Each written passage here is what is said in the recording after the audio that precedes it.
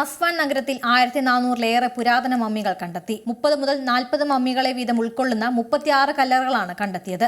പകർച്ചവ്യാധികൾ മൂലം മരിച്ചവരെയാണ് ഇവിടെ അടക്കം ചെയ്തിട്ടുള്ളതെന്നാണ് കരുതുന്നത്. 5 വർഷം നീണ്ട ഖനന ഗവേഷണങ്ങൾക്കൊടുവിലാണ് ആർക്കിയോളജിസ്റ്റുകളുടെ അന്താരാഷ്ട്ര സംഘം കല്ലറകൾ കണ്ടെത്തിയത്. 2,70,000 ചതുരശ്ര അടിയിൽ വ്യാപിച്ചു കിടക്കുന്ന ഈ ശ്മശാന ഭൂമിയെ മരിച്ചവരുടെ നഗരമെന്നാണ് ഗവേഷകർ വിശേഷിപ്പിക്കുന്നത്. അഗാഖാൻ മൂന്നാമന്റെ സ്മാരക കുടീരത്തിന് സമീപമുള്ള ഒരു കുന്നിൽ 10ഓളം നിലകളിലായാണ് കല്ലറകൾ സ്ഥിതി ചെയ്യുന്നത്. സമൂഹത്തിലെ ഉന്നതരെ ഏറ്റവും മുകളിലത്തെ നിലയിലും പാവപ്പെട്ടവരെ താഴെയും അടക്കം ചെയ്തിരുന്നതായി കരുതുന്നു.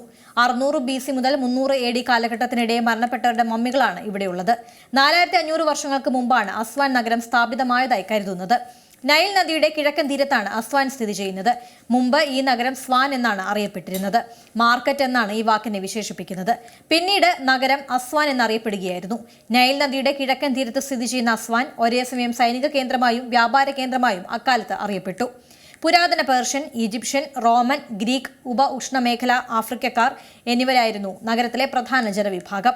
ഏതാണ്ട് 5 വർഷത്തോളം നീണ്ട പുരാവസ്തു ഗവേഷണത്തിന് ശേഷമാണ് നഗരത്തെക്കുറിച്ചുള്ള കൂടുതൽ വിവരങ്ങൾ ഗവേഷകർ പുറത്തുവിട്ടത്.